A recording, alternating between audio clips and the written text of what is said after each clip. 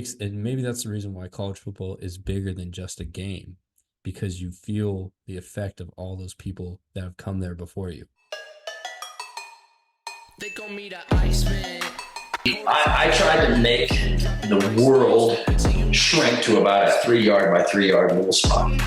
I couldn't even really see the front line in front of me. It was my holder and me and my few little steps.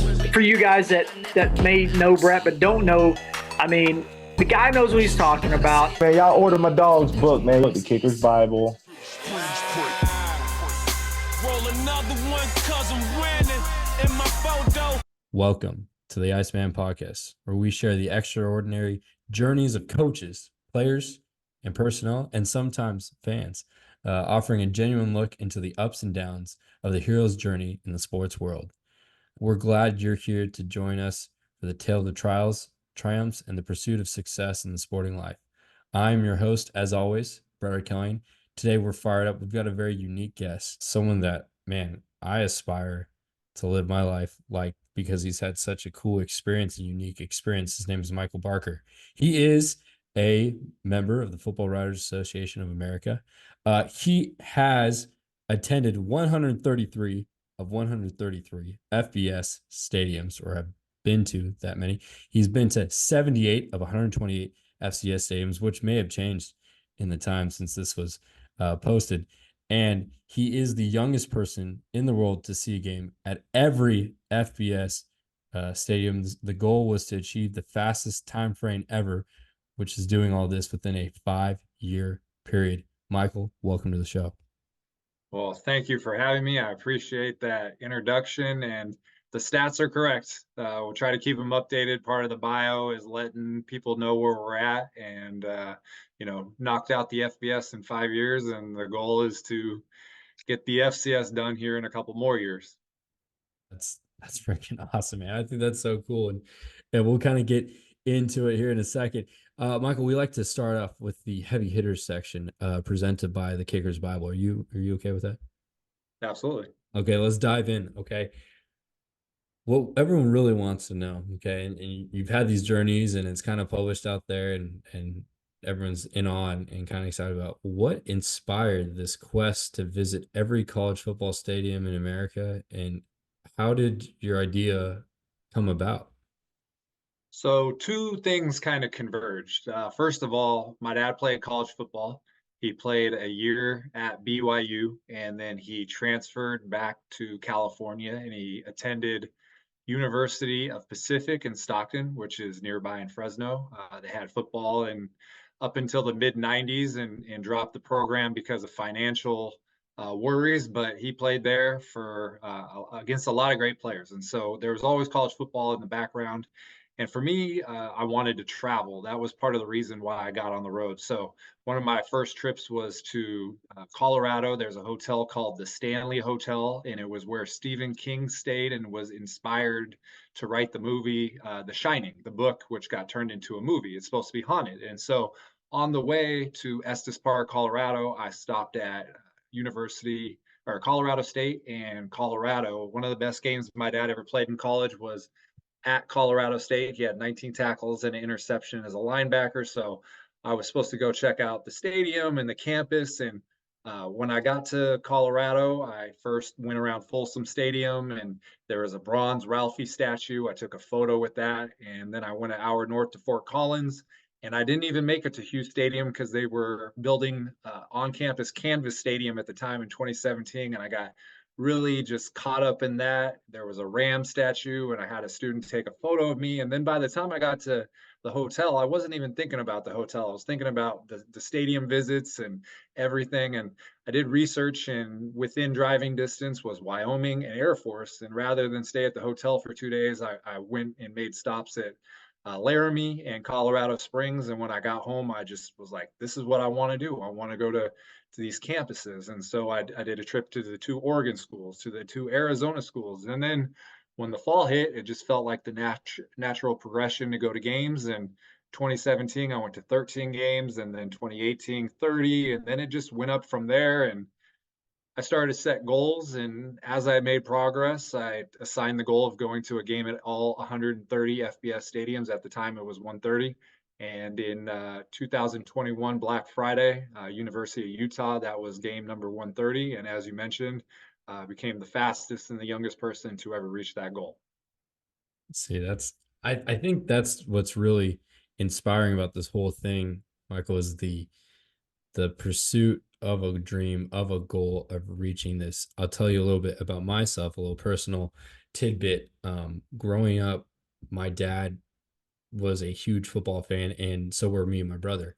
And which, by the way, as I was telling you before, they're a little bit surprised that we got College football campus tour. on the podcast. I mean, my own brother couldn't believe that. Okay, but Iceman podcast, we're big time now. All right, Right, we're having you're a Michael on. coach and you're in Cali, and we got a lot in common. So I'm going to come on the show anytime I'm invited. So Absolutely, man, and we're pumped that you are. So, growing up, my dad would take us. We go on some cross country visits, and every place we went to, we had to go to the university, local university. We did a 5-state tour through Ohio, Indiana, Illinois, Kentucky, and Missouri, visiting some relatives. And at every place we went to the football stadium. We had to get in the football stadium.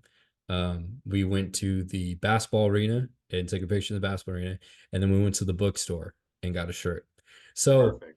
fast forward, all these years, and we actually did that same trip when I was probably 15 or 16. We were in Colorado, in I think Denver, and we went up to Fort Collins, and we said, hey, Wyoming's right there, and Air Force is right there, so let's check out these schools. And fast forward now to when I saw you come up on the scene and on Twitter and started publishing your journey.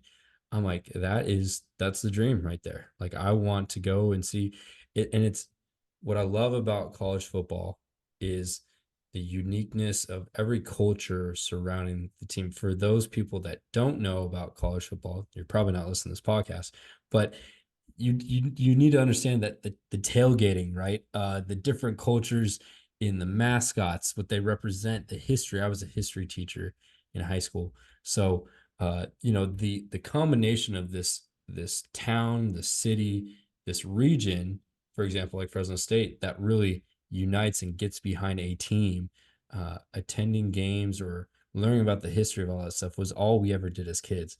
So I think that's so cool that you're doing all this. And, I think that's, to have your journey start with your dad at UOP, which I want to dive into real quick there, Michael. So, UOP is a really cool story because of the history of the football program of a lot of Division II universities throughout California. That's been I've been directly affected by. For example, Reno, who was a coach at Washington State, who recently retired. I went to a special team summit with him north of San Francisco, and he played at San Francisco State, which is now another defunct program. How many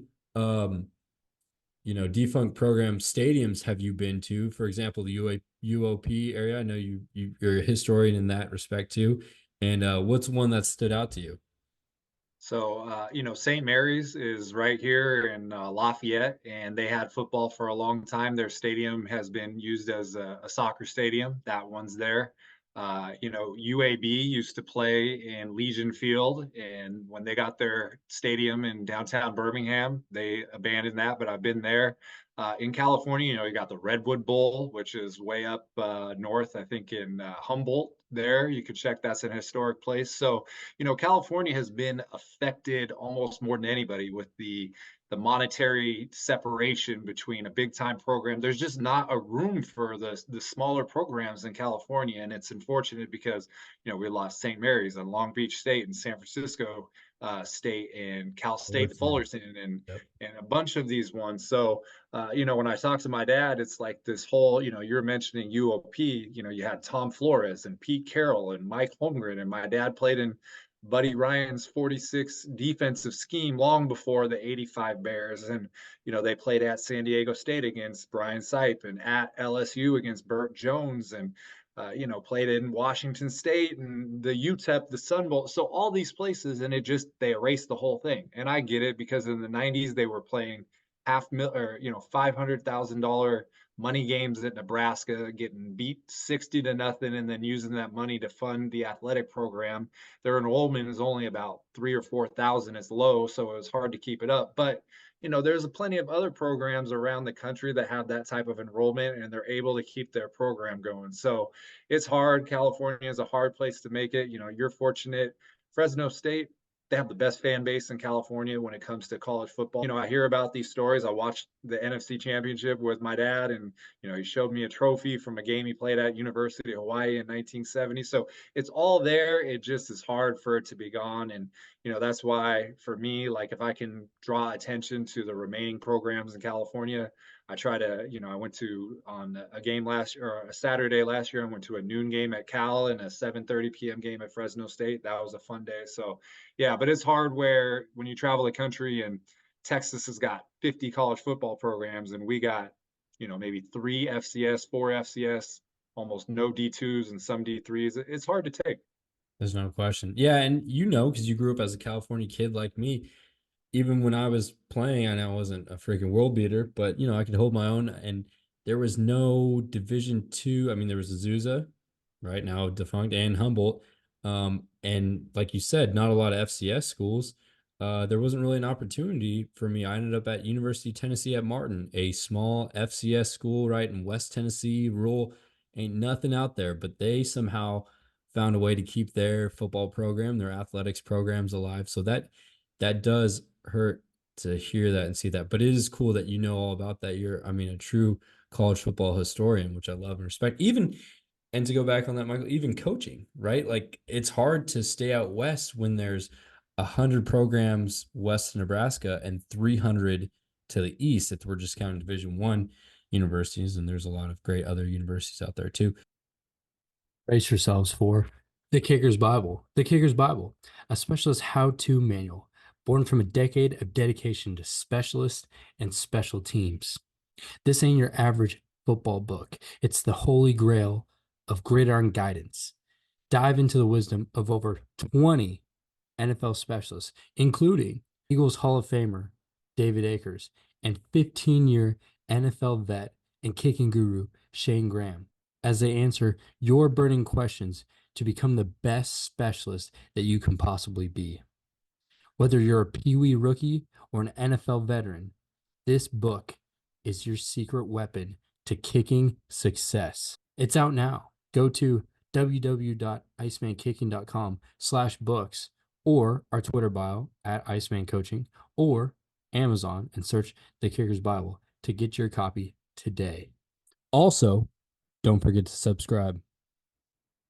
Now kick your feet up and let's get back to one cold episode. Did this, to go even further back, were you like this, like I was as a child? Were you, heavily involved in football and the history of football then too, or when did it kind of take off? So it was more, which is interesting because it was more pro football in California. And I tell people all the time, we're more pro sports centric in California. We got the Warriors, the Dodgers, the 49ers, the Lakers, the Rams. And so even though I grew up with some, a dad that played college football, it just was not that much of a focus. And it just, for me, when I kind of got a little disenfranchised with NFL football, the Raiders left twice.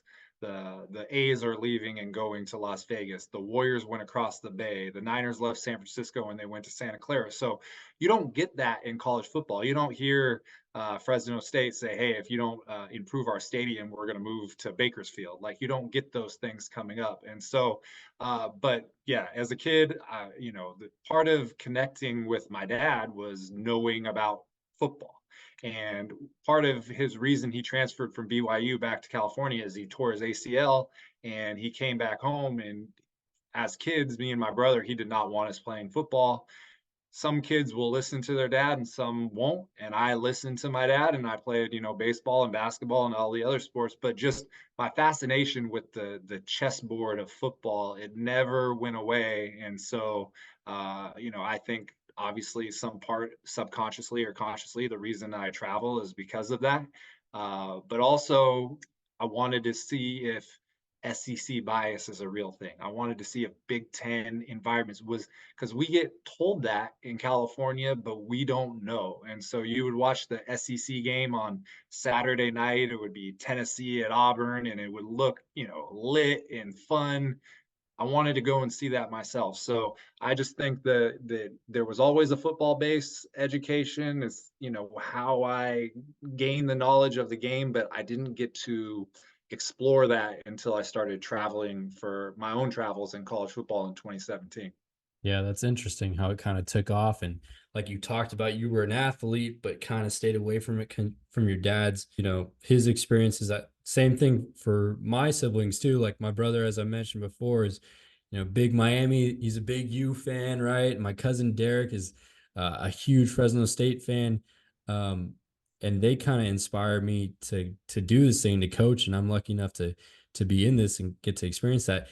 I've had my own experiences being in SEC country, right? When I was in Tennessee, playing at the University of Tennessee at Martin, and I remember it'd be late Friday night, and we just had a game, and there was, it was a good turnout for an FCS game, probably 5,000, or sometimes we'd sell out, play Tennessee State, and have a 7,000 seat stadium packed.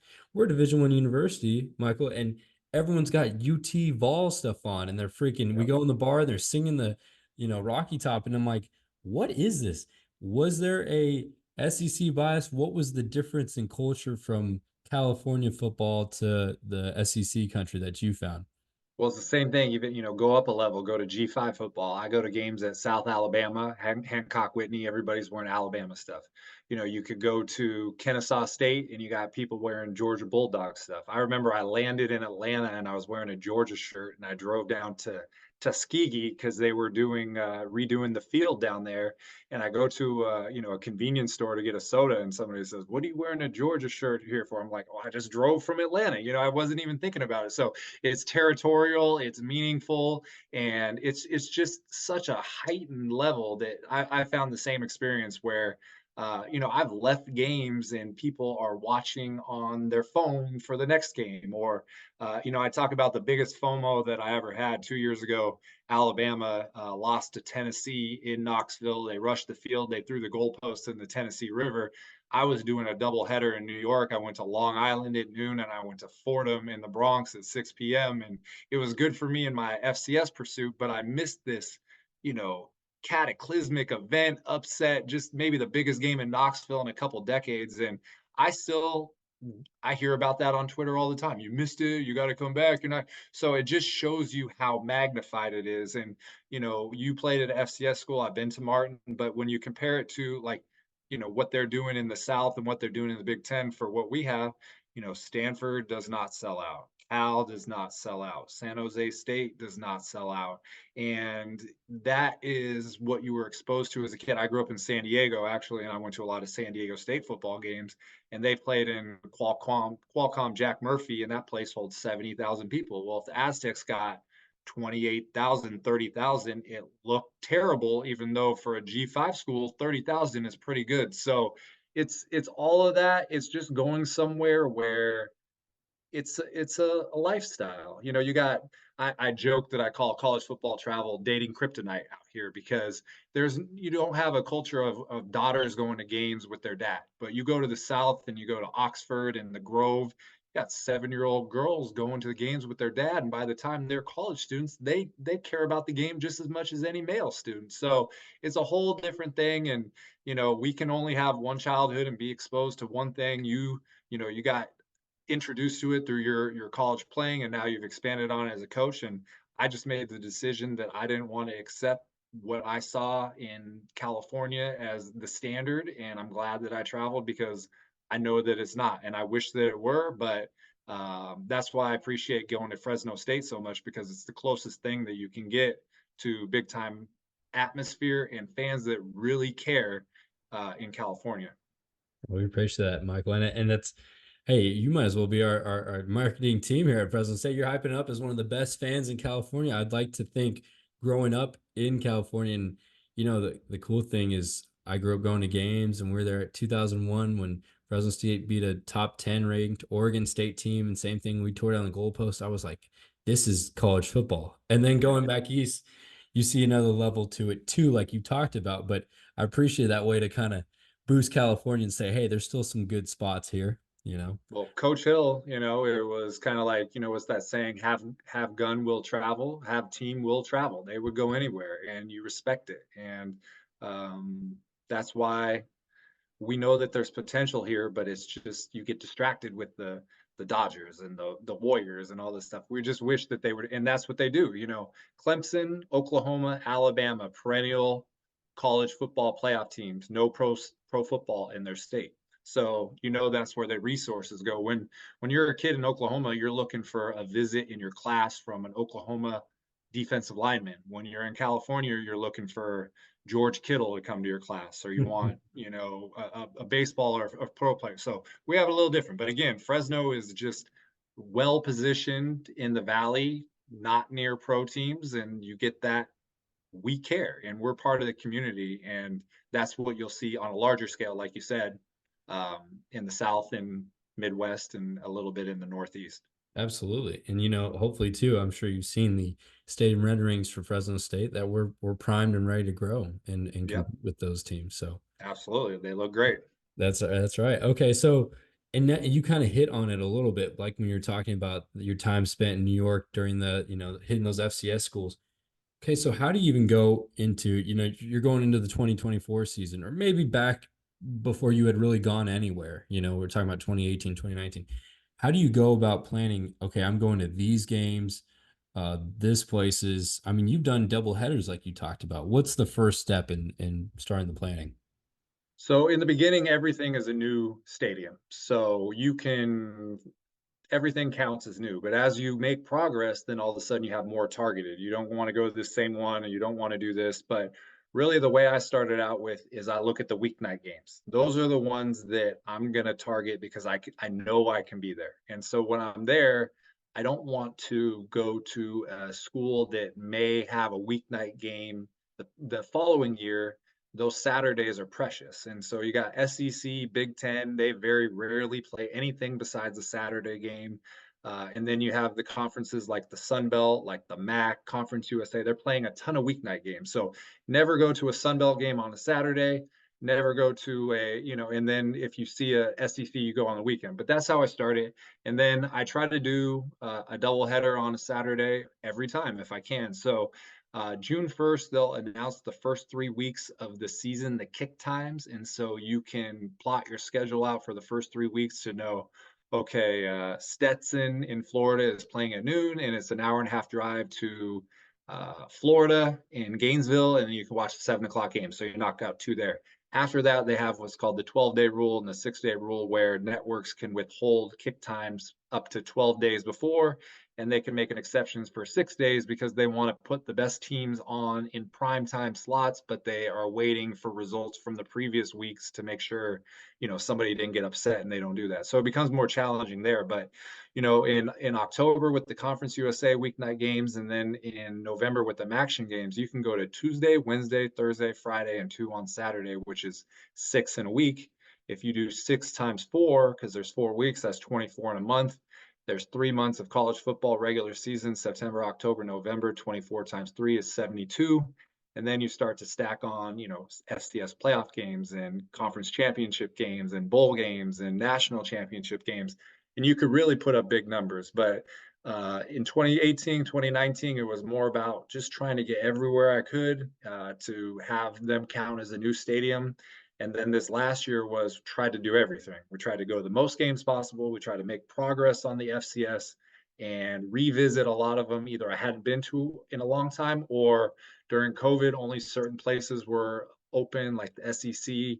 And so I had all these stadium photos, you're in the swamp or you're in Knoxville and they're 15% capacity. So you want to go and replace those things. But it's you try to check multiple boxes, but really it's get as many places as you can. Don't leave any days on the table, and walk away with good experiences. I think that's awesome. Okay, so my thought process would have been, okay, I'm gonna start at the biggest game first. I got to go to these games and then backtrack. I love that you're going midweek and try to plan that out. before we keep getting too far into it, what was one of your best double headers this season? What was one that you were kind of shocked, or it's like, okay, those are two good games back to back? So I'll tell you one that I always say is the best was in 2021 was noon Oregon at Ohio State, 8 p.m. Washington at Michigan, and it's about a 2 hour and 45-minute drive, which was the best. The best one this year was 11 a.m. Colorado at TCU. That was week one. It was 45-42, and Colorado beat TCU, which played in the national championship the year before, and it was shocking because everybody thought Colorado was going to be terrible, but they won that. And then I went to a 6 p.m. game in Waco, and Texas State beat Baylor in McLean. And so those were two huge upsets on the same day. That was probably the best doubleheader that I experienced. What I typically try to do is get an FCS game one and an FBS a second time, but sometimes you're just trying to get that best game possible. I did Notre Dame at NC State week 2, and then that night at North Carolina A&T, they played North Carolina Central, which is the Aggie Eagle Classic. It was the 95th edition of that. So that was a great doubleheader. But sometimes you map it up and the game's terrible, and other times you think you're just checking a box and it's a great game. So that's part of the fun. That's really cool. See, Michael, you're a historian. You're a college football historian because you're getting, and I don't know, you could have been like me, or you had a bunch of knowledge, for example, about HBCU football. I know personally from growing up in California, I didn't know a dang thing about HBCUs, of what that meant. And one of the first from Fresno City College, I ended up attending Lincoln University, which is the first degree granting historically Black college in the United States, founded in 1854. So going to games like that, and you can kind of hit on it too. I don't know how many HBCU or classic games like that you've been to, rivalry games, especially HBCUs, about the different type of flavor, that brings to the table. Those are experiences in and of themselves. Is that correct? Yeah. So when COVID hit, the FCS did not play in the fall of 2020. They punted their season to the spring of 2021. And so that allowed me for the first time to solely focus on FCS football. And I went to 29 games in the spring of 2021. And I went to a game at Grambling. I went to a game at Southern. I went to a couple of games at Jackson State. I saw the Magic City Classic in Legion Field. The SWAC Championship was played at the Vet in Mississippi. And really, I saw Jackson State at Grambling. It was one of Dion's first games. And I saw this quarterback for Alabama A&M. His name was Aquil Glass, and he was one of the best passers that I had seen the entire year. And so, that was my introduction. It was still, COVID crowds, so it wasn't the same as what you get. But then, 2022, I went to Southern at Florida A&M, and you got the bands down there, and you got the Human Jukebox and the Marching 100 and all these places. And so it really, the difference, and there's 21 HBCUs in the FCS, and I've seen a game at 15 of the 21. I went to the Celebration Bowl this fall and or this winter, and I saw Howard versus Florida A&M. Florida A&M won the HBCU national championship. So I got 6 left, and I don't know how many people have been to a game at all 21 FCS HBCUs, but I would imagine it's not that many. But really what you find out is a couple things. Number one is football is the common denominator no matter where you go.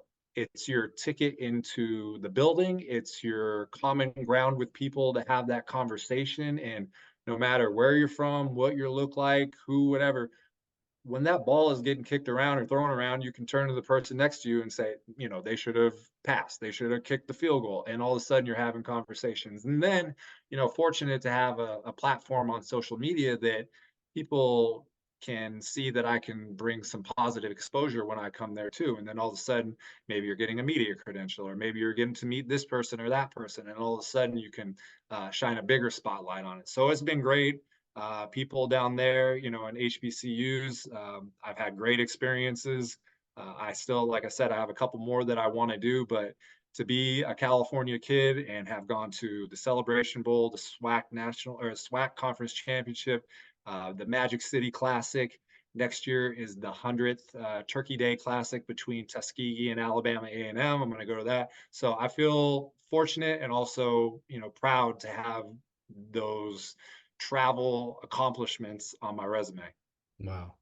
Man, what a cool accomplishment. And like you said, not many people have been able to do it. I know a little personal tidbit about when I was going to Lincoln, being a California kid, no one knew what to expect. You know, my grandma's this sweet little Colombian lady, and she said, "Oh, Brett, you better be careful." And I'm like, "Grandma, for what? I'm going to college. I'm not getting shipped away somewhere." And that experience at Lincoln was one of the most accepting, one of the most welcoming. It's one of the favorite time periods of my life because there's people that are from the totally different opposite part of the country than me. They don't look like me. They don't have necessarily the same upbringing as me, but we can connect over a sport like football. And I was a valued member of the team, and so that's a lot of love to our HBCUs out there from me and Absolutely. Michael. I think that's pretty cool. Okay, so and you kind of hit on it again earlier. You know, you're talking about Tuesday, Wednesday, Thursday, Friday. I know that people want to know, what do you do job wise that allows you to travel all these days? Because it sounds like the best job ever. So I've been, real estate values in California have always been high, and I've been a real estate appraiser in California for many years. And I got to the point where I was self-employed, and we get paid by volume. And so in the off season, mid-January to the end of August, I would just work as much as possible and save as much money as I can. Not any fancy expenditures or anything, go to the gym, do your stuff, all that. And then when the season came, I would work as little as I had to maintain my, status and go to games. And I did that for 5 or 6 years. And at the moment, real estate is very slow, but I saved a lot of money. And so I don't know what's going to happen as far as a real estate career, but I've made the thing that I'm most qualified for besides real estate is what I'm doing now. And there have been opportunities that are coming up, and I'm hoping to capitalize on those. And if I could somehow solidify this as a full-time, well, let me rephrase it, a part-time travel gig, but a full-time salary, that would be the dream. So it's different when you change careers and you have to reinvent yourself. It's another thing when you're trying to invent a career. And so you're trying to legitimize it. You're trying to tell people, that it can be monetized and invested in. And so that's what I'm trying to do.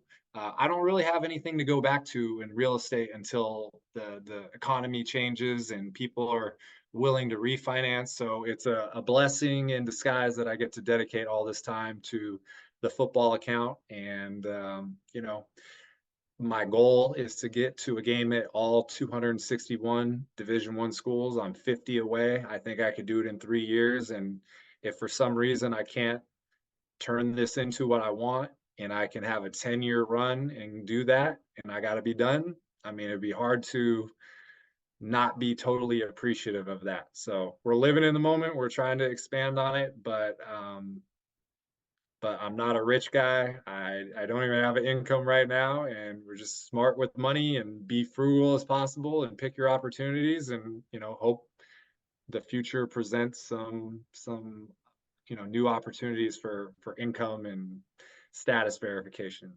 Well, I will say, Michael, I think that's what's inspirational about your story is that, it's not like you're this super rich guy flying around on a freaking jet, you know what I mean, on a PJ to all these Yep. games. But you're doing something that you love. I mean, shoot, as offer, shout out to the Kicker's Bible. You can find that on Amazon. But you could write a freaking book about your experiences, or just the experiences in general are something that no one can take away from you. So that in and of itself is, I think, worth gold. Being able to travel and see things you want to see. Kind of along with that too, so let's talk about the different regions that you've been to. Okay, you've been to all over the country, which I think is very cool. And I'm assuming, have you been to every state now at this point? Except Alaska. That's the only one that doesn't have college football. There is a very unique high school stadium, which is on the top of the Arctic Circle. It's Barrow High School. They're called the Whalers, and I've worked on possibly going there, but yeah, the lower 48 plus Hawaii, I've been to all of those. Okay, so yeah, so maybe a trip out to see the whalers, right? Yep. But from your experiences, okay, what, you know, give us just like a tidbit or a little bit, a generalization, an overgeneralization about each section. You could start with the West and then go to the Northwest or the Midwest, but whether it's the people or something you've learned there or something unique you saw at each spot.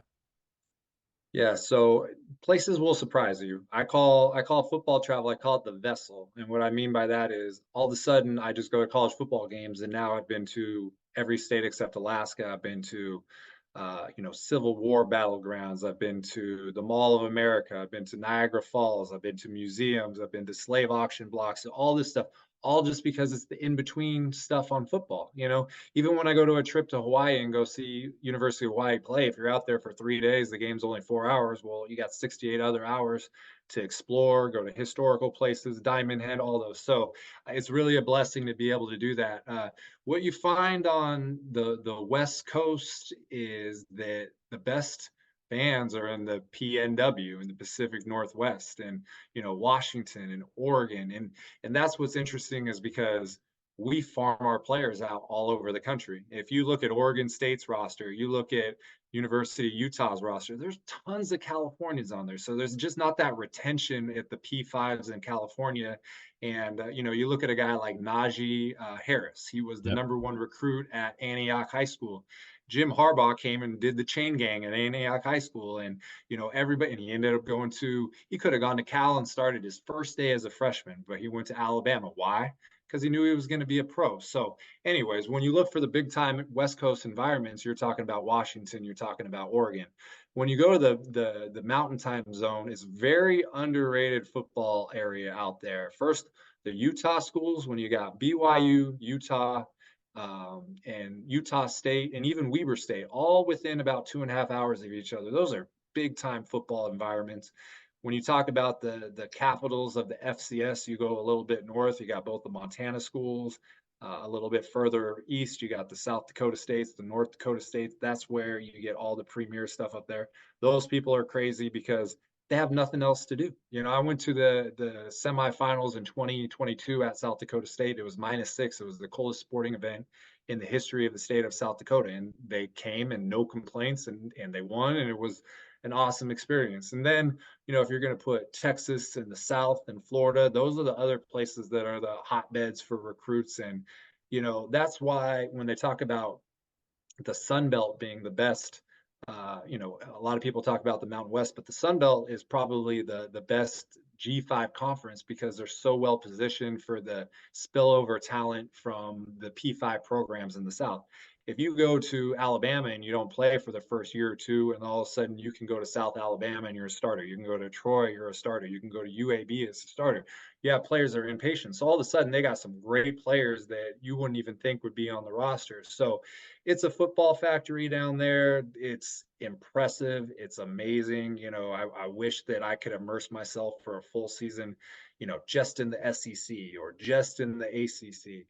And then if you go to North Carolina, Virginia, it's surprisingly, Virginia is a surprising underrated football state too. You saw what JMU did coming up from FCS. I was really upset when they went up because they're a blue blood, but the way that they performed the last 2 years, number one, it legitimizes their decision, but it just shows you that there could be big time recruits even in a small place like Harrisonburg, Virginia.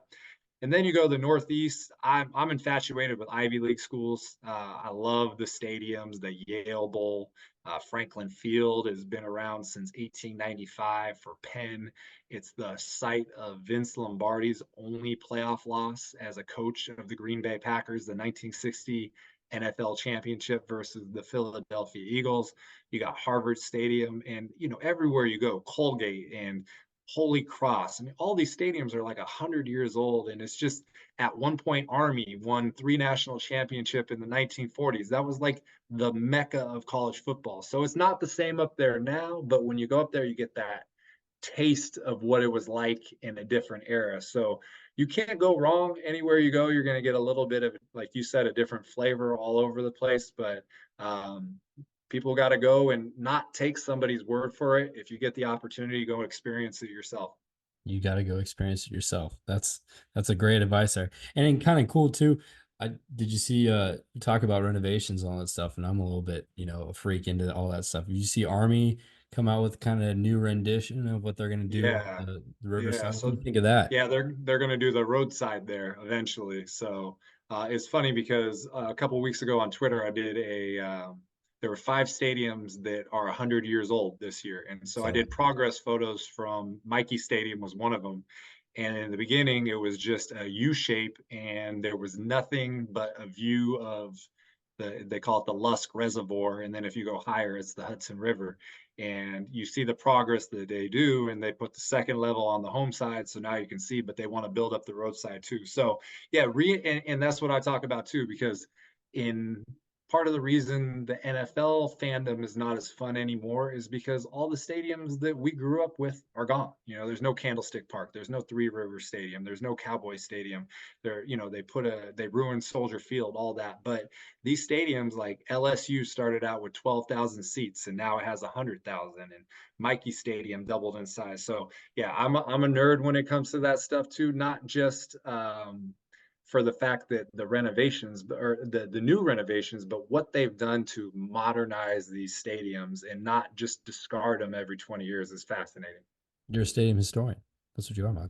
I put on Twitter, I said, name a future sports job you would like. And I said, stadium historian for the College Football Hall of Fame. And I tagged them, so they know, but they didn't say anything, but we'll try. So at College Football Hall of Fame, we're letting you know again in a public place. Michael's got you. Well, I think you do a great job with it. And I agree 100%. I did see you post those. I thought that was really cool. And I was so locked in because, again, a little tidbit about me in the past is like, okay, so even back to like 5th grade, we had, this is mid 2000s. So they had desktop computers in our classroom. And every day I would go on the computer and I would change the background to a different college football stadium. And they would get so pissed. I had a teacher from Nigeria, Mr. OK, and he'd be like, who is changing the computers?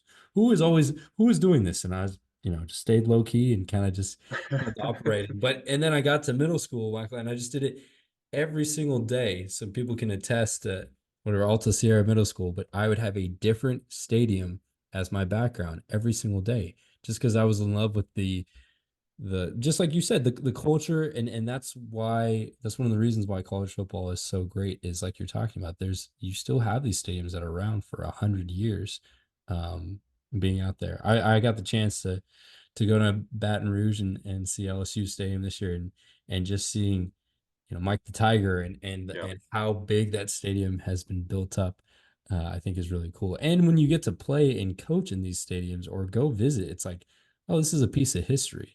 You know what I mean? And maybe that's the reason why college football is bigger than just a game, because you feel the effect of all those people that have come there before you. Am I wrong in saying that? No, and what I try to tell people, with all the changing landscape in college football, there's a lot to be worried about or upset about. And I tell people, if you concentrate on the constants of college football, which are you, the fans, us fellow fans, and the stadiums, you're not going to get disappointed. You're gonna be putting your love in the right spot, because in pro football, if you don't like Tom Brady, you got to deal with him for 20 years. Well, in college football, no matter how much you love a guy or hate a guy, they're going to graduate and they move on. But you're going to be there. If you're a Fresno State fan, you're going to go to the Valley 30 years in a row, and you're going to go to games. So, and the football place, or the football stadium, is the gathering place. That's where you go. On Saturday you're going to go and tailgate, and you're going to see your same group of friends. And the off season is long, and then you get that spree game, and you get that little taste. So it's everything. And again, the NFL.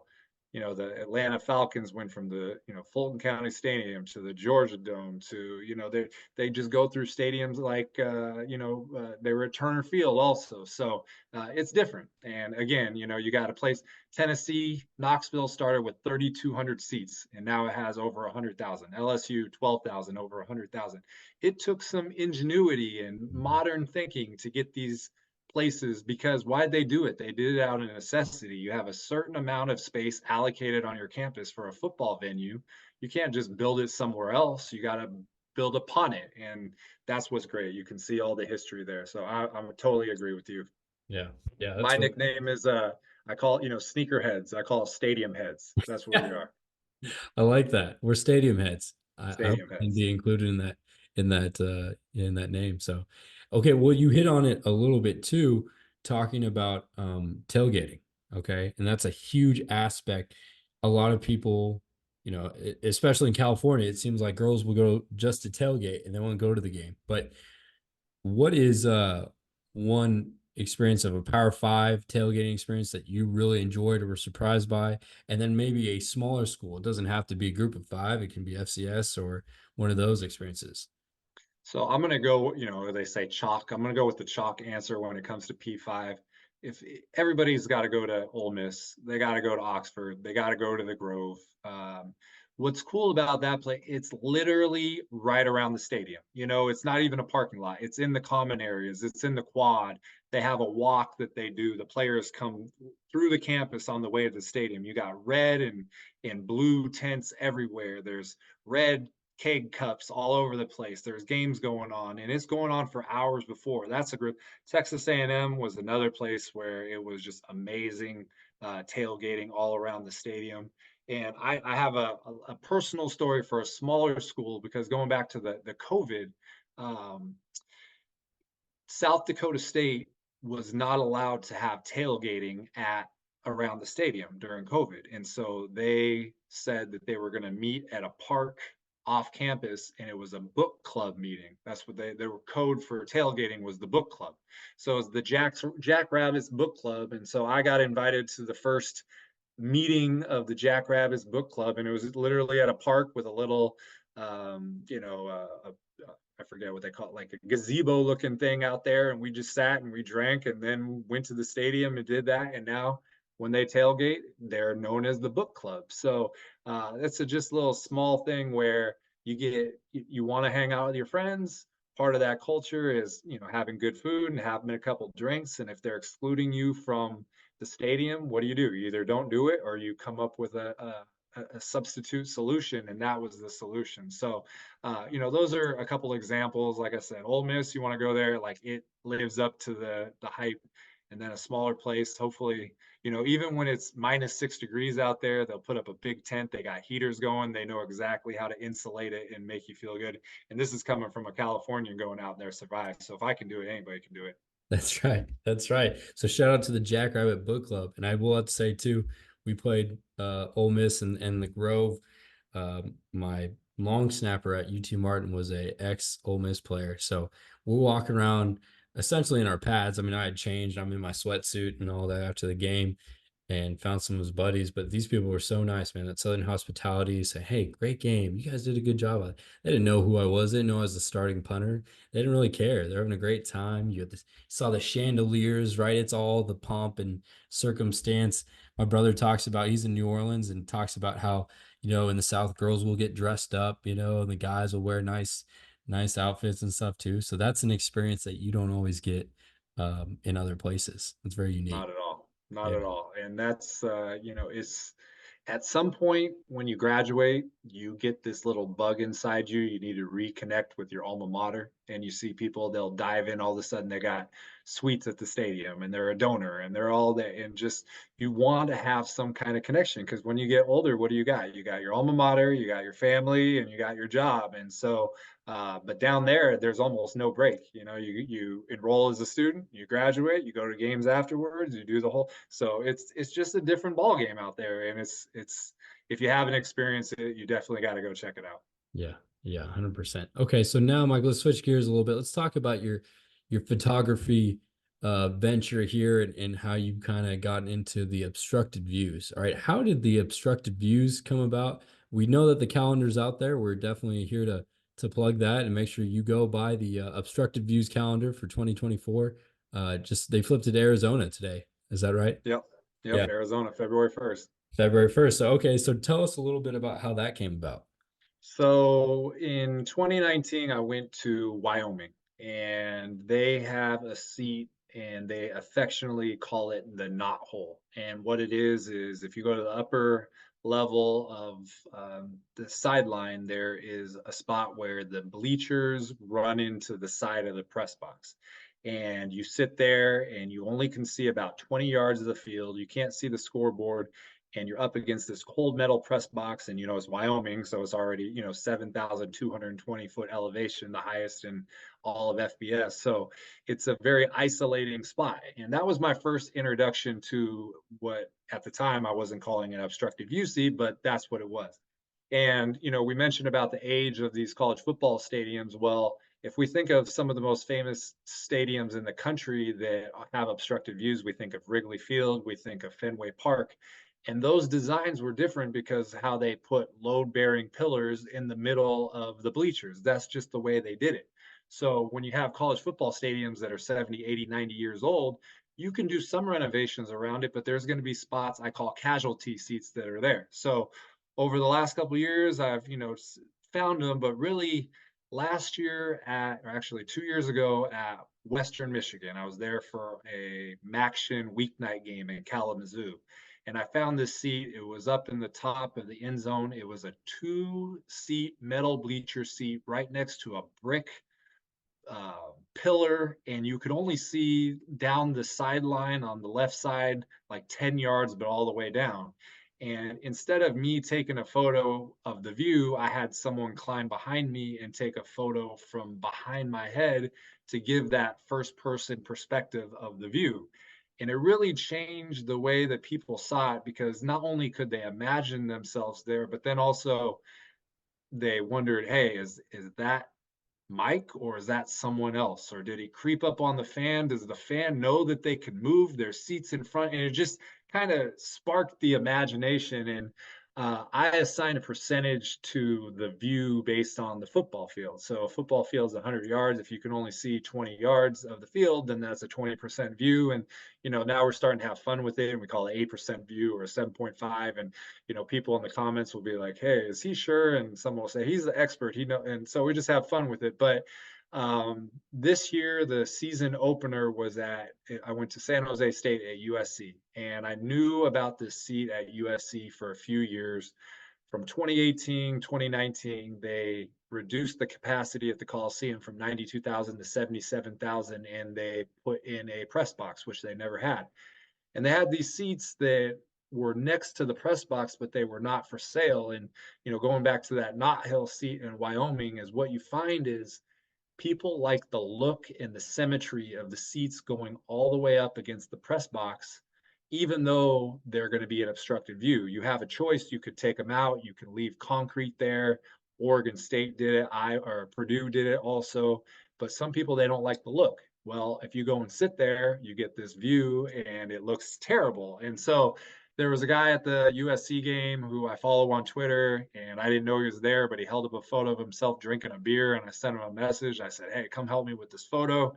He took the photo from behind my head, and when I looked at it, I just told him, I said, this thing is going to go wild on social media. And it ended up getting 18 million views, and, Bleacher Report and ESPN and Barstool, and, it was in foreign countries like Slovenia and all these places, like the worst seed in college football. And that really, I started out the season with 16,000 followers, and I ended it with somewhere around 36,000. So, my travels legitimately brought in people, but the obstructed views, they put butts in the seats, as they say. And I know the effect of my following, because I'll put up regular stadium photos and say, oh, hey, look at this cool thing. And in the comments, people will say, yeah, are there obstructed views? So you become like this one-trick pony thing. But yeah, it's my responsibility. I go to games. I show up 2 hours early. I'll try to explore before. There's a website called A View from My Seats, which people use as a resource when buying tickets to try to see their view. I scout the stadium, and we do all that. And, even at bowl games, I went to Cowboy Stadium and found one. At the national championship at NRG Stadium in Houston, we found them. So it's part fun, it's part comedy, but it's also part legitimately alerting people not to buy these seats, because most of the time they're not advertised, and the only way you'll find out is when you sit down and you can't see the whole field and that infuriates people. There's no question. And these stadiums are ripping people off. They need to be exposed for that. No, I agree though. It's also the humor of the situation and all that. Is there a stadium with 100% visibility? Is there a play? What is the stadium with the least amount of? Yeah, I gotta say, Bulldog Stadium's got to be somewhere up there. Yeah, Bulldog. I went and so it's funny because for that Bulldog, when I went there this year, that you guys played Nevada and you killed them. When you show up, I had to drive from Berkeley to Fresno, so I didn't get there 2 hours early. I got there about like 25 minutes before kickoff. When you have a full stadium, it's much more difficult to go navigate the whole thing to look in every nook and cranny. That being said, I've been to Bulldog Stadium several times. I didn't find one, but really, what it comes down to is either there hasn't been that many modifications, or it's just a straightforward stadium. Like take Michigan. Michigan is just a giant bowl, and they put those press box suite seats around the upper part of each sideline, so you don't have them. I went to the Horseshoe in Ohio State, and I found 20. And it's just because they did certain things to modify that stadium, and as I mentioned, casualty seats. So the state, it's funny because people want t-shirts that say my stadium does not have an obstructed view, so like the opposite way. So I went to Purdue and I sat with the Ross Aid Brigade students section, and they said you're not going to find one here. And same thing, I went to Georgia Spike Squad, their student section, they didn't have one. So yeah, it's really either your basic straightforward stadium with either a bowl or roadside home side bleachers with no modifications, or some smart people that when they did the modifications, they kept it in mind. But even today, I posted a photo of Louisiana as redoing their stadium, and it looked like in the renderings that there's obstructed view seats. So these things it's going on forever. And as long as we have stadiums where they're going to allow these seats to go right up against the press box, we're going to have material to work with. I love it. I love seeing it too, Mike, when you're posting all the. I mean, that might be something too you're hitting on, the renovations like that, always posting, or having like a tracker for that. I will say too, Ross Aid Stadium is pretty cool in the renovations. We played their game one, and the brigade was in full effect. They were feeling that they're giving hell to our players and our specialists, and it was a great feeling having my family there and pulling that game out. What about that? I mean, that could be in and of itself its own section of your campus tour, the student sections. Is there anyone that surprised you and you were just like, wow, I did not expect them to be that fanatical? Well, what's cool is, okay, to be a grown man and have a pass to student sections, very few people have that. So I'm extremely grateful for that. And almost every student in America is seeing these obstructed view photos. And so maybe, one person running the social account knows me, and then I go down there and I'm getting introduced to people, and as soon as I pull out my phone and show the obstructed view, I saw that, I know that, you're that guy. And so I went to Statesboro, Georgia for a Thursday night game, Georgia Southern, Georgia State, and I got invited to the Delta Chi frat to drink. So I'm having beers in the Delta Chi frat and all these, the pledges and hey brother and all this, and I'm just in there talking about football. So it's very, again, like there's a very small percentage of people that are grown-ups with responsibilities that get that pass into the student section. So, I will say one that is ferocious is App State. They had when Marshall joined the Sun Belt in 2022, they had a really contentious game. There was debris being thrown at the players on the way out, and they had to change the stadium. They had a route where the road team would go out, and they had to put a canopy over their tunnels so they didn't get hit. So that stadium holds 30,000 people, but they averaged 37,000 because of all the standing room area. They played North Carolina and got 41,000 there. And then the next week game day came and they got 40,000. And so now they're redoing the roadside and renovating it. But those are the kind of places where Boone, North Carolina, the town only has 18,000 people, and they average 37,000 at their game. And it's not like, a big city where you got people coming in that are commuting. There's listed capacity for their stadium is 30,000. They average about 37, 38. They had North Carolina come in 2022. They got 41,000 the next week. They had Troy come and game day came and they almost got the same size crowd. So, Boone only has a population of 18,000 people, and yet they're getting 38, 40,000 a game. They're actually working on expanding their stadium. I've seen some renderings, but it's an isolated place. Boone is 3,333 foot elevation, which is the highest of a stadium in the FBS east of the Mississippi River, and it's very secluded. I call their stadium Kid Brewer. I call it Field of Dreams, like the movie. There's just this field in a cornfield. It doesn't make sense. Well, you drive up this windy mountain and you're in the woods, and then there's this beautiful stadium. And so, cell phones don't work up there. It's very isolated. It's not a fun place to go play. I mean, it's probably like a mini Laramie is what I would call it up there. You're there for a business trip. And so those fans, they've won a few FCS national championships. They beat Michigan back in the day in the big house. They're used to success. So again, they're expanding the stadium, trying to add 10, 15,000 more seats to try to triple the town population. So it's an example of a place that you may not think is rabid crazy for football, but when you go there, it's all football, all business. And, the students take a huge sense of pride with how successful the football program is. Yeah, that's pretty impressive. You know what they're throwing? What were they throwing out there, Mike? Was again some screwdrivers and some beer cans, or? I think it was bottles. They're I don't know if I'm not sure if they at the time were an alcohol campus, because not all of them all. But yeah, they're very creative. Their mascot is Yosef, the Mountaineer. So they could have been throwing axe handles and spare wood, but the Sun Belt is very heated because they've had rivalry since the FCS days, and they all came up together. But that was a crazy moment. Let's just say that.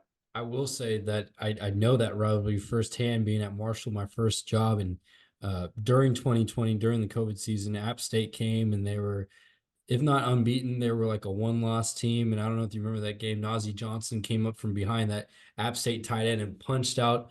It was going to be a game-winning drive and made him fumble in like the 5 and went in the end zone. And the tight end ended up crying. But I remember that was one of the loudest I've heard the Joan, and it was at half capacity because of COVID. I want to ask you a COVID question because you went and saw some games during COVID, right? How is that experience different now, obviously, besides the masks, and what did that feel like? Was that kind of surreal? Yeah, two things. One is I can remember a specific story with Marshall. So Marshall played Friday night Conference USA championship game against UAB. Oof. And I watched the game, and I'm sitting in, I left the Joan, I'm parked somewhere, and I was supposed to be going to Coastal Carolina hosting Louisiana for the Sun Belt Championship the next day. And my phone started blowing up, and Coastal Carolina canceled the game because of COVID. And I had a flight to Atlanta. I was going to drive to Conway, and I ended up going to the SEC championship and saw Florida versus Alabama. It was the most boring 54-48 game I ever saw in my life. I don't know why. It just was. I was so pumped for that Louisiana Coastal game because Coastal had beaten Louisiana in Lafayette 30-27. They were undefeated. Louisiana only had one loss, and they were coming for revenge. And Coastal last minute pulled the rug out, and that they didn't play the game. So part of the COVID experience was you don't even know if there's going to be a game. I was at the Hawaii Bowl in Hawaii. I flew to Honolulu 15 hours before the game. They canceled the game.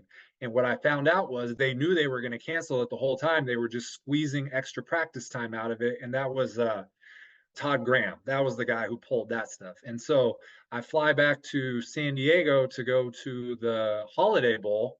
And 3 hours before the game, Chip Kelly canceled the game for UCLA, and he made NC State fly all the way out to San Diego. Not to mention, Todd Graham made Memphis fly all the way to Hawaii. So I had those two, and then I didn't go to the Alamo Bowl the next day because there was 40 Oregon players in the protocol, and then they ended up playing the game. So part of COVID was not being able to know what was going to happen, which was frustrating, but it was part of the deal. And you either had no football or you had football under those circumstances. But the first game I went to was the FCS Kickoff Classic in Montgomery, Alabama. It was at the Crampton Bowl, and it was Central Arkansas versus Austin Peay. Exactly.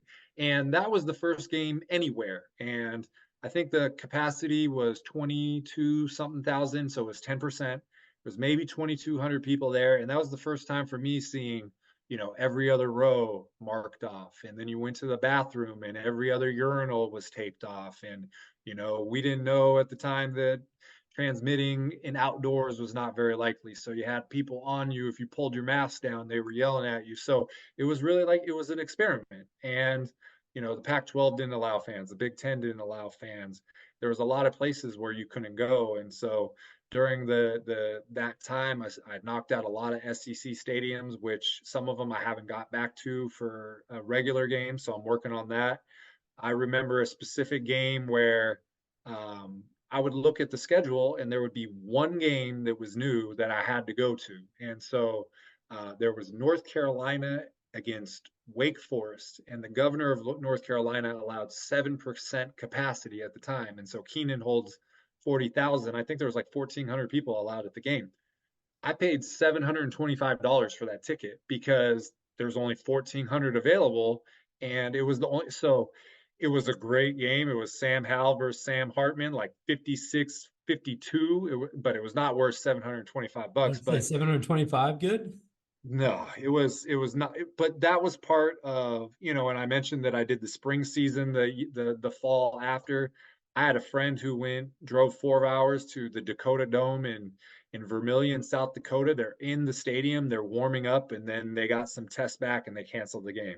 I remember Clemson was at Florida State and they were warming up and they canceled the game. So, obviously it's a global pandemic. There's no rules on how to do it. I was grateful for being able to go to games, but fast forward to what we deal with now, it's, not only are we packing stadiums, but we have the information. We know that, I rode on a plane and somebody told me to transmit COVID on a plane, 3 things have to happen.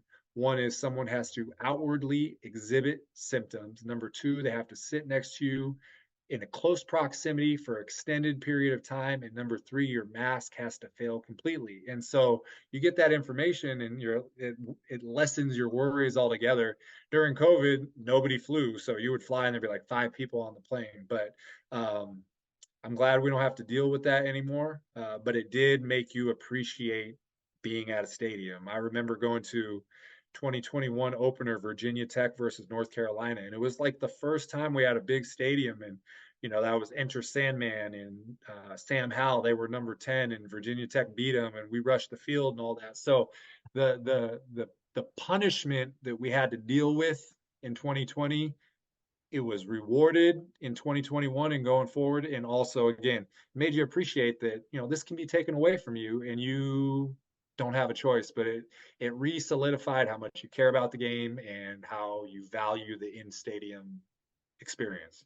No question. And I mean, just like you said, Mike, I think, what a unique experience. Hopefully we never experience something like that again. Who knows, especially with how things are nowadays. But for me, that was my first college football season ever. So coming into this, I'm like, is this, I obviously knew what it was, but it's like, oh my gosh, how long is it going to be like this? And what a unique, the other funny thing too is, I mean, not only was I there at that Marshall game, I was there at, the conference championship game that we lost, which brought, some pain to my mind again. But I was also there at that Virginia Tech, North Carolina game because I was coaching. It was my first game at Virginia Tech. There you go.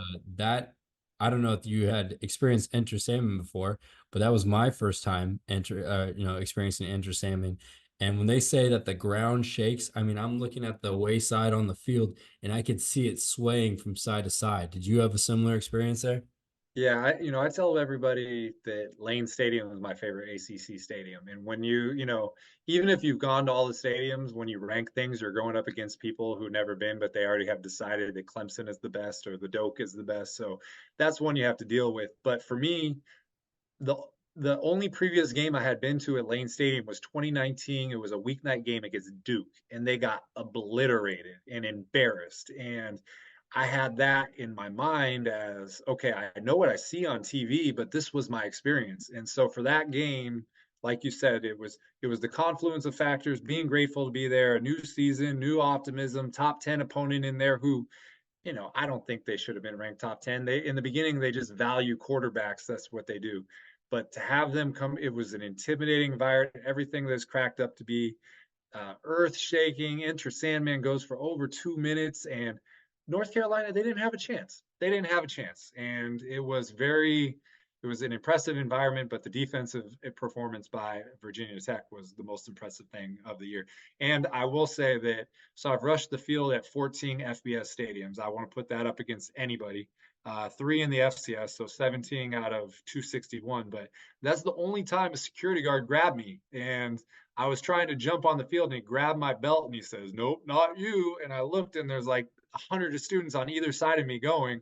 And so I just ran like 20 feet to the right, and then I jumped in. But, it's like trying to clean a mudslide with a paper towel. That's what the guy was trying to do. But it was a crazy game, and my best experience at Virginia Tech by far.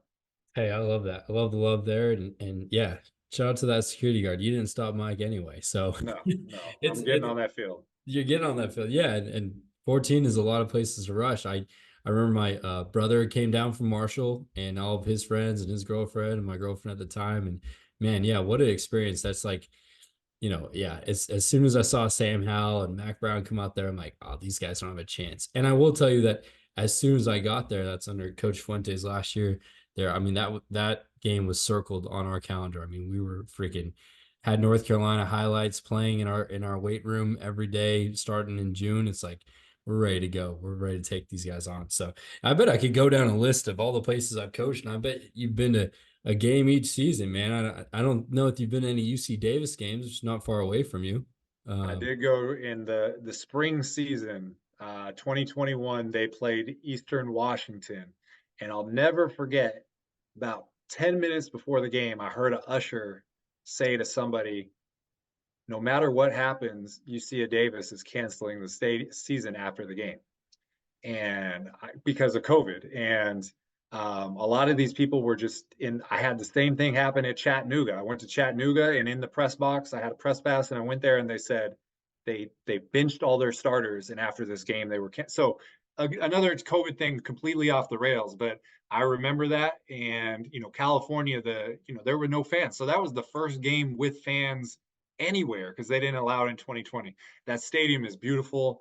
I've had a couple, I don't remember the coach's name, but he's messaged me on Twitter to come back up there. I've been secretly hoping that they host a playoff game, but yeah, they played Eastern Washington. That's with that quarterback, Eric Barrier. He was really good. He's in one of these spring leagues now. So, Yeah. But yeah, 2021 spring, I was there. Oh man. So yeah, you literally went to a Marshall game, a Virginia Tech game, Davis about 6 months before I got there, and then Fresno State. So you have been to literally. I'm tracking you. Yeah, you tracked everyone, every one of these coaches, and they did play a full spring. So you're right. One of the effects of COVID was like this hearsay and rumor mill about teams not finishing the season. It's kind of chaotic. Okay, so kind of talking about that rumor thing, we're kind of winding down here, Mike. You've become somewhat of an internet celebrity, okay? Whether for good or for bad, or tell me what the most gratifying experience of people recognizing you is, and what's one of the most frustrating things. Well, so I will tell you, I call it politicianing when I go to a game. So I go to a game, it's not what it was. Okay. I have been to places where I walk around, I don't talk to anybody, nobody recognized me. That was my experience for the first couple of years.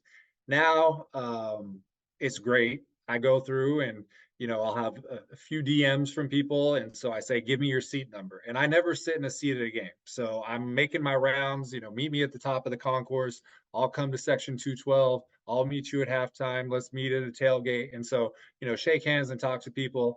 And then I'm just walking through, and I went to the national championship game. I didn't sit in my seat one time. I'm taking photos and meeting people. So it changed that. I would say, I guess the downside of it is I'm not really not really a football fan of the game. And, me growing up without like a team, it makes it so I just kind of enjoy the game for what it is. And I don't think I would be traveling as much if I didn't have these personal connections. So the worst part of it is I don't just sit and watch a game anymore. And I haven't watched college football on TV a Saturday since 2016. So I don't even really know what that experience is anymore. The coolest moment that I've had, and it just happened at the end of the season. So I went to a playoff game at Idaho in the Kibbie Dome. And before the game, I got a message from Tom Wickstrell, who's the commissioner of the Big Sky. And he was like, hey, can we meet up and talk before the game? Because he could see that I went to Montana and I went to Idaho on the same weekend, a Friday and a Saturday. And those are two of the Big Sky schools. And, people react to the Kibbie Dome and Washington Grizzlies. So he wanted to meet me. We had already met a couple of times and he just didn't connect them, but I got to meet him. While we're talking, the commissioner of the CAA comes over and he introduces himself to me, and he pulls out this commemorative kickoff coin. And he said, hey, I got this for you. I want you to have this. And so I'm like, this is really cool. And he goes, hey, we're going to, there's some CAA stadiums you haven't been to, and maybe we can film some stuff in the off season and be about you promoting them. We get you. I was like, oh, that's awesome. And so I'm talking, I got both of them on my side. And then here comes Coach Eck, Idaho's head coach, Jason Eck. And he's walking with his wife. He's all, what's up, college football campus tour? He goes, what game number is this? And I'm like, oh, Coach Eck, because I went there for the spring game, and after every game, there's a hotel across the street, and he does a little presser with the season ticket holders. And it's very small, but it was cool. And so I talked to him, and, he's like, oh, thanks for coming. We appreciate it. And then they were playing Albany. And the week before, I had gone to Albany when they hosted Richmond at the playoff game, and their offensive coordinator, he messaged me and he said, hey, I'm sorry I missed you. Me and my wife are big fans. Maybe we'll get to meet at the game. And so Coach Eck walks and he goes start coaching. And here comes the OC, I think Bill Neslett, I think his name. And I'm between the commissioner, goes, hey, I don't want to interrupt, but I just want to shake your hand. Thank you so much for what you do for college football. And I was like, oh, thank you. And everybody walks away. I'm like, man, I just met the two commissioners, the head coach, and the offensive coordinator, and they're all thanking me for being there and appreciating. So to me, I'm not standing between Nick Saban and Ryan Day at the shoe, and, I don't have Sankey and, these guys. It's not on that level, but at the same time, it's a surreal thing because it shows you that the work you put in is, I don't want to say paying off, but it's having an impact on people. And I've had people say, you're wasting your time going to FCS. Nobody cares about this. And you've already gone to all the big FCS schools. What are you doing? But when my DMs, I get messages from coaches and ADs from Presbyterian or Northern Colorado or and all that. And I think it's great. And what I've learned is when I scroll through the scores on ESPN on a Saturday after my games, I don't just care about the top 25. Like now I will go through all of FBS, and then I will switch it to FCS, and I'll go through all the FCS. And then, some of the D2 games. I've been to a game at South Dakota Mines. I've been to a game at Colorado Mines. There's, Grand Valley State and Ferris State and all these places. So really it was kind of like I don't want to say you made it, but like the thing that you wanted to have happened in the way of people seeing you're trying to spotlight them in a positive way. And I'm fortunate to have the following that I have, but I'm trying to put it to good use. And so I call myself the ambassador of college football. And that was a moment where I was surrounded by some of the most important people in the FCS, and it was really cool. Hey, and those guys are your Saban, right? They are your Sankey. Like, not to minimize everything, but my head coach at UT Martin, Jason Simpson, said, "Guys, make this your Notre Dame, okay? Yeah. Make this your Alabama." Well, that's essentially what you're doing. Like, you're highlighting this group, which a lot of people thought with the new expansion of NIL and transfer portal that FCS was going to fall off into the Pacific Ocean and just start floating around out there. No, you brought a positive spotlight to small programs with their own unique culture, and and vibe. So I think that's really cool too, and it shows you just what going to a game and highlighting a certain team can do to help that team's exposure on the internet and their brand in general. Absolutely. And I mean, Albany, I'd never been to a game, never ever seen them play. And then they hosted a second round game and I saw them beat Richmond. And then they played the quarterfinals at Moscow in the Kibbie Dome and they won that.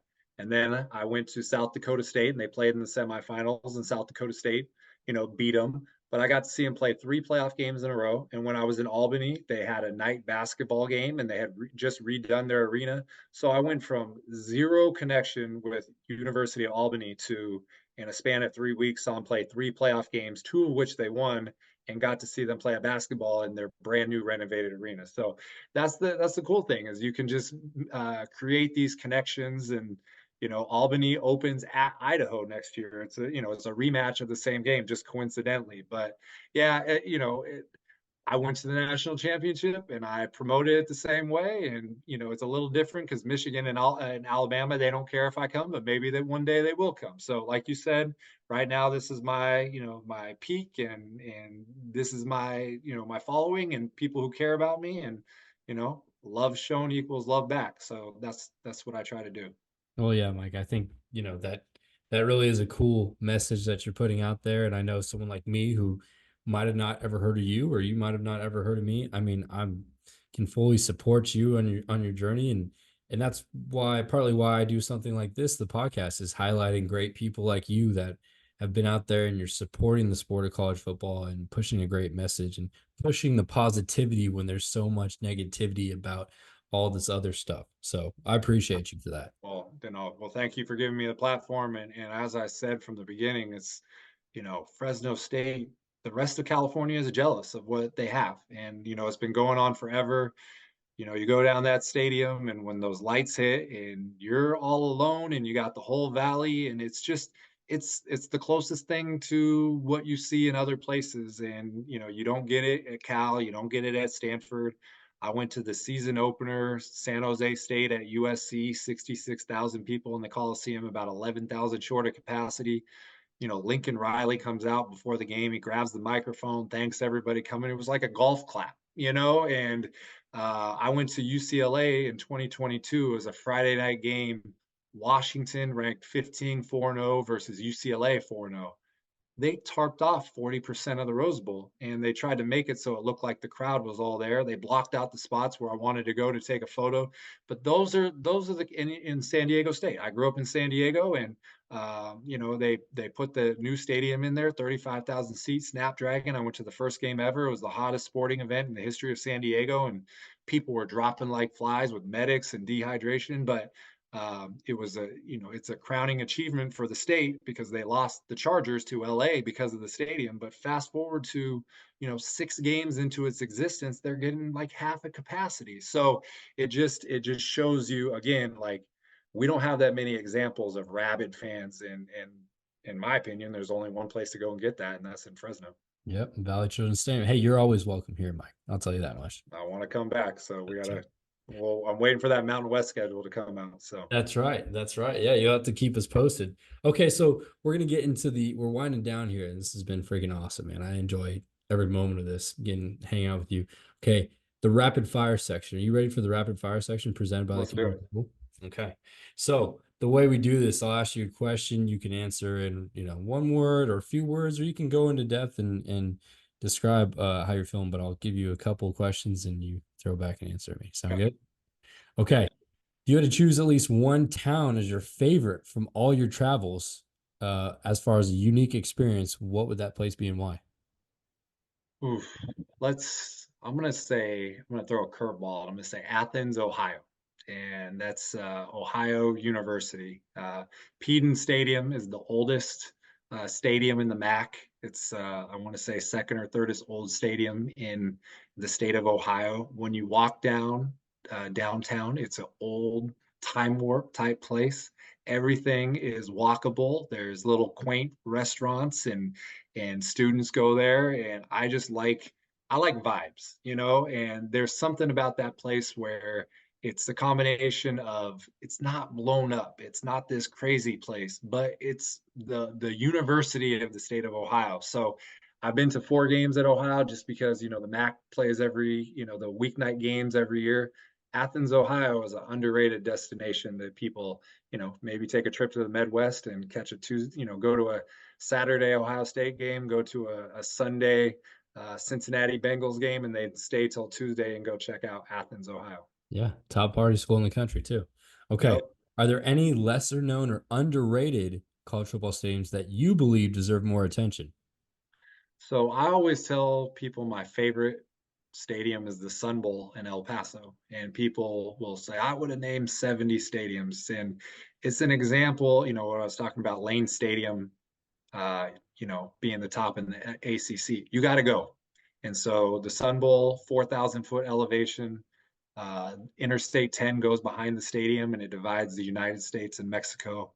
When you go up on the top bleachers and you look into the valley out of the stadium, you're looking at a foreign country. The bleachers, a lot of the stadium is carved into the mountain, and it's just a serene atmosphere. And the Sun Bowl bowl game is the second longest running bowl game behind the Rose Bowl. So to me, they're in Conference USA. They're playing these weeknight games. I got to go 2 years in a row, and I highly recommend the Sun Bowl. And actually, I talked to the athletic director, Jim Center, a couple times. We ran into each other, and he goes, "Yeah, it's the most underrated stadium, or it's the best kept secret in the stadium." And I said to him, I was like, "It's 60 years old. It should not be a secret. Let's get it out there." So Sun Bowl to me is not only my favorite one, but it's highly underrated. That's awesome. And you got Juarez right there, right across the way. You could see it, right? You can see it. You go to the top of the roadside bleachers, and when the sun sets, you're looking at Mexico. I mean, I'm a San Diego guy. We were close to the border, but not that close. That's awesome. Okay. What are the two? This is a different one now. You got the two most similar stadiums that you've ever been to. You could be on different coasts. It could be somewhere. I see you got something in mind. What do you got? So it's funny because, I not surprisingly, I'm OCD, and I have my photos arranged in a certain way in my phone. And I went to a game at Southern Illinois in the playoffs and in Carbondale, and it ended up as my best FCS photo. And so I had it at the top of my FCS, and right below it was schools that I hadn't been to since COVID, and it was Troy. And Troy, the Veterans Memorial Stadium and Saluki Stadium, they're twins, except Troy has 2 levels and Southern Illinois has 1. They're the exact same format. It's just, if you want to look at what Southern Illinois will look like in 15 years, look at Troy. And it was this like forensic, if you took 2 transparencies and you put them on top of each other, it was the exact same. So I never seen anything like that. And did it have like Troy? Don't they have like the arches in the end zone or something? They put them, and so that's what the difference is. So Troy, Southern Illinois is 1 level with a press box, and it's like a silver looking square one, very sleek and modern looking. And in that end zone you're talking about is just a berm grass area. And when I first started going to Troy, there was nothing in that end zone in 2017. Well, they built it up and they put those arches there. And then on the home side with the press box, they have a 2nd level, and then they have that same sleek press box. So the only difference between Southern Illinois and Troy is the arches in the end zone and the 2nd level. Otherwise, they're exact duplicates. Wow. And that kind of tripped me out. So yeah, those are the twins. Yeah, those are the twins right there. Okay. Are there any stadiums with quirky, obstructed views that left a lasting impression on you? Yeah, so I had that calendar you mentioned, and so Ohio State, I mentioned earlier that there's dozens of obstructed views. So again, the press box is the main culprit because they built the stadium, they didn't have a press box, they did it. So I went up there. I have to become a confidant of people. I have to get them to give me information because I want to tell their story. But I'm just some guy, especially when I'll have a press pass, I'm just some fan asking. So I'll show my pictures, I'll show my calendar, I'll explain to them, I try to break them down. And so I talked to this family of 3 at the shoe, and they sat, and you only could see about 15 yards of the stadium. You can't see the scoreboard because it's on the opposite side. They told me that they pay $477 a game for 3 tickets. They have season tickets through 2024, so not just last year, but this year as well. And they had no idea that it was obstructed until they went there.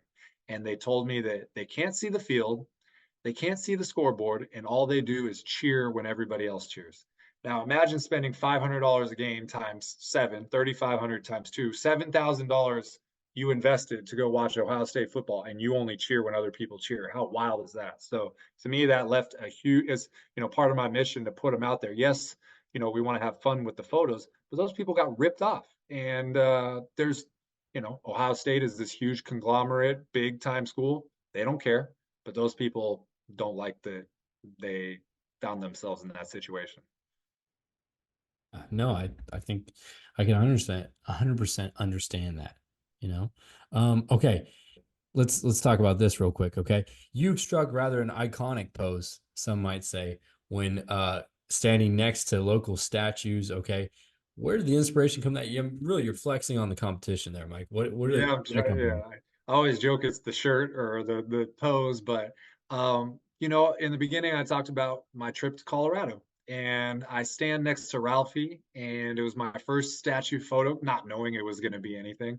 And I handed my phone to a student. And so back in the day, there was and one basketball, and there was a basketball player. His name was Hot Sauce. And whenever he took a photo with somebody, he just put his arms out to the side like he was shrugging. And he said that's what he did with every photo. And so I'm standing there, I'm like, what could be my thing? And so I just decided to put my hands in my pocket.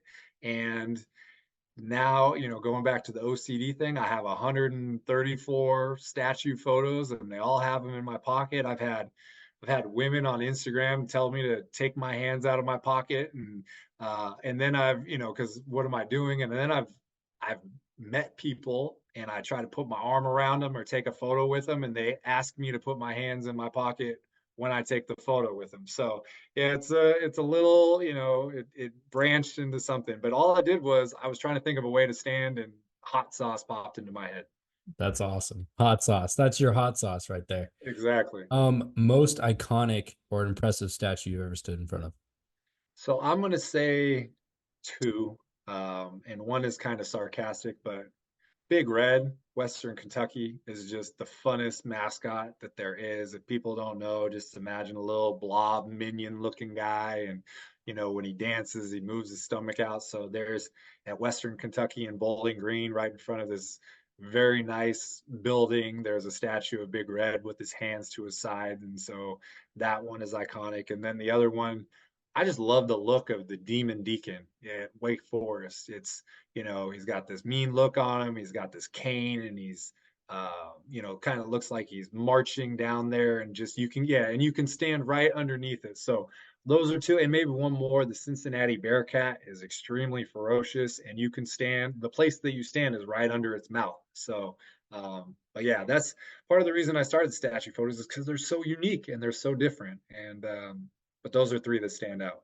Yeah, that's something I never did, but I wish I'd done, was taking pictures with the statues, because they're so cool. And I mean, I'm sure it's a process to find them on campus. They're not always right next to the stadium, right? So I'm sure and it's also, there's a lot that are open for interpretation, especially with schools that used to be named after Indians, because they either haven't done a new mascot or they don't know. So you have to make choices. So Stanford used to be the Indians, and then they became the Cardinal, and the Cardinal is a color, and their mascot is a tree, and the tree is really 130 feet. So there's an actual mausoleum on campus of the Stanford family where they're buried, and there's a statue of the dad, the wife, and the kid, and that's where I took my photo with the family of the founders. So some of them are easy. There's a tiger at Auburn, there's an eagle at Boston College, but other ones are up for interpretation. So what I do may not be the same as everybody else, but it's unique. I know a lot of people that do it with the live mascot, but there's some weird guy inside there. I would rather do it with the statue.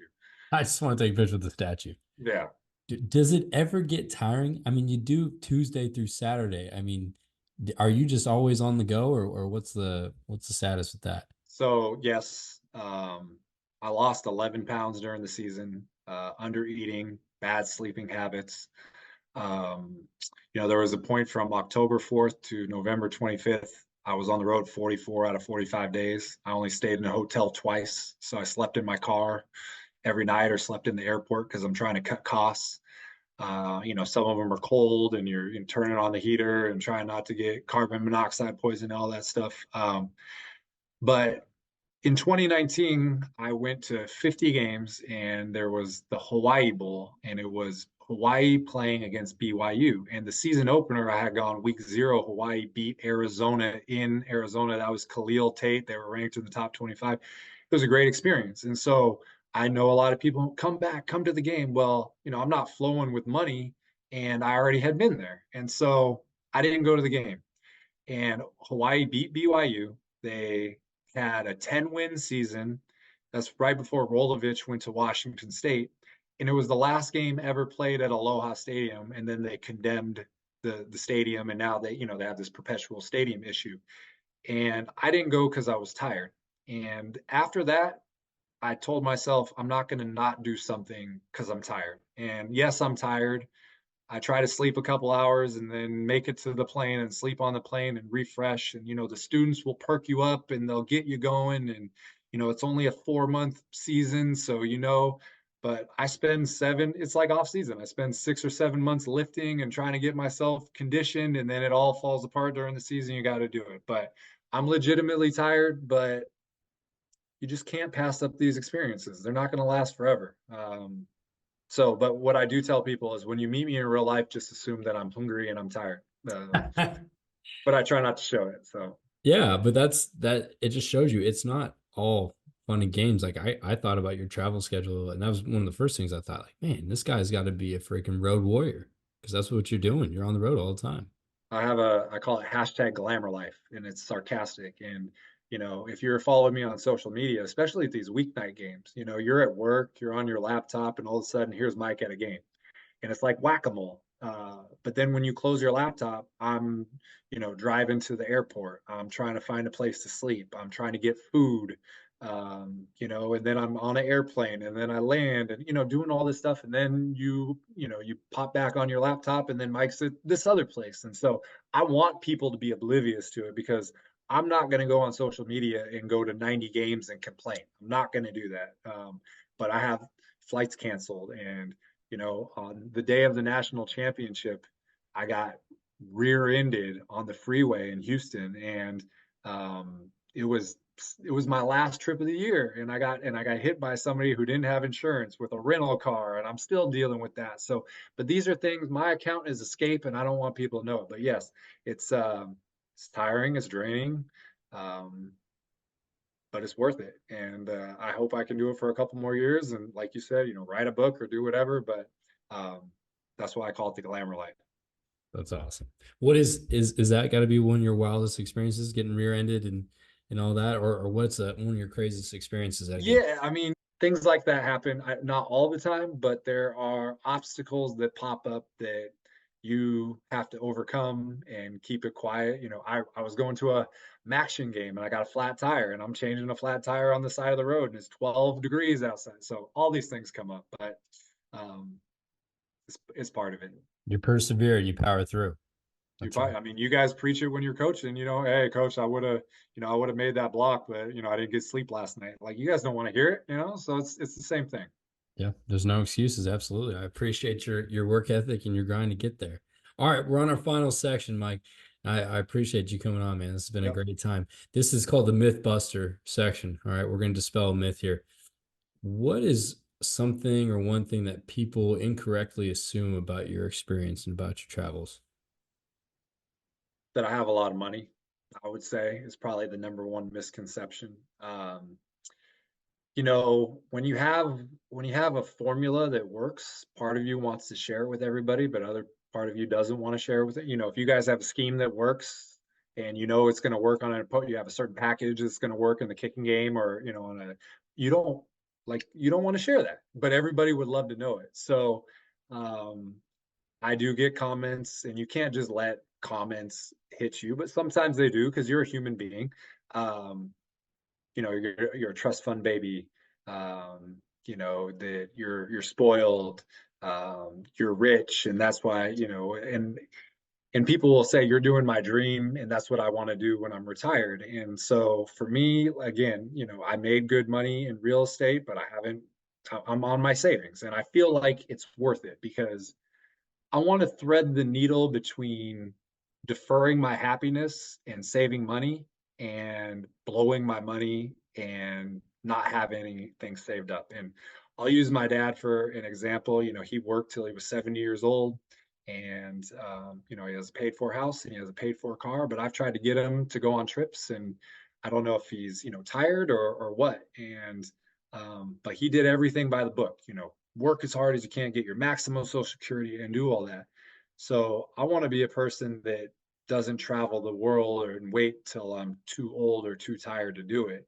But you also have to be careful not to blow through all your money and say, hey, I went to a bunch of college football games and now I got no place, you know, I got no retirement, I got no savings. So I would say the number one misconception is that people think that I'm loaded, and I'm not. I'm a regular guy. And but there's a way to do it. There's a way to do it. And maybe you can't go to 90 football games, but maybe you could go to a Friday and a Saturday game every week. And there's 13 weeks, and that's 2 per week. You could go to 26 games per week. So just have to be creative. But to me, that's the number one misconception. Yeah, and it's almost just like an athlete or a player. It's like sticking to the fundamentals, sticking to the plan, right? And you know, you've developed a great plan. Obviously, it's increased over the years, so that's inspirational, man. So Thank you. I appreciate you coming on, Mike. You got anything? What's next in the works? What you got coming up? So you know, I had a Obstructed Views calendar was out there, and so for people to know, it's 12 months of the I call bucket list Obstructed View photos in one calendar. They have seat numbers there, so you can visit them yourself. I only did it because people were asking me to do something, and so you know, I sold like 185 calendars, and you know, we only printed up 100, so I didn't lose my you know what. I'm going up to meet with the publisher this weekend, and we're going to work on some other possible merchandise ideas. You know, people have asked me to do a YouTube channel or a podcast similar to what you're doing. So I have one kind of in mind about stadiums that we're working on. And, you know, we got spring travel coming up. I'm waiting for all the spring game announcements to come. I went to the spring game at Fresno State last year. Went to Ratcliffe Stadium. That's where my dad played when he was a player, and you guys played before, Bulldog Stadium. So I always try to hit, you know, 4 or 5 spring games. I've thrown it out there about going to the Canadian Football League. There's 9 teams, and I've kind of found a way where you can make 2 trips, do Western Canada, and 1 trip, do Eastern Canada, and 2. So everything is possible. But, you know, when you go to 90 games, you can't really work on YouTube channels and podcasts and merchandise. So this is the time for me to take it. But, you know, the Conference USA schedule came out today. Earlier in the week was the Big 12 schedule. You know, the Americans coming out. So I'm constantly, it's a year-round thing. The most fun thing is going to games. The second most fun thing is planning. And I enjoy it almost as much. So that's where we're at. Trying to get some merchandise out there, trying to figure out a way to monetize this a little bit more, and you know, get ready and primed for year number 8 of travels. That's right. Yeah, we'll definitely stay plugged in here and stay plugged in at CFB Campus Tour for those new releases, and we'll make sure to support and get that stuff out there. Any games circled for this next season? Anything on your mind already? Well, Kennesaw State is a new to FBS, so now I can't say I'm 133 out of 133. They're 134, so I'm going to be going there. They got 2 weeknight games in October, just got announced. So Kennesaw State is there. So I'm at 50 FCS schools remaining. And if you divide that by 3 years, that's 17 per year. So I need to do 17 new FCS schools. That's on there too. As far as I want to go to Notre Dame, I haven't been to Notre Dame since 2018. I've never seen a non-COVID game at Tennessee. I've never seen a non-COVID game at Auburn. Those are 2 huge ones I want to go to. I haven't been to Air Force is redoing their stadium. I haven't been there since my first year traveling, 2017. You got some other projects going on. Vanderbilt has redone their whole stadium and want to go there. And, you know, I went to the last game at Ryan Field last year in Northwestern. They're going to be putting a new stadium in 2026. So I was guided. So it's a combination of continuing to make progress on the FCS goal, replace some of these COVID-only experiences, and then either revisit places I haven't been to a long time or try to hunt a big game. I mean, one big game I can think of right now is Florida A&M at Jackson State.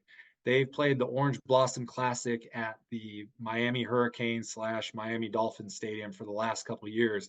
They always play that game, but Jackson State got out of all these classic neutral site games because they were only playing like 3 games at the Vet.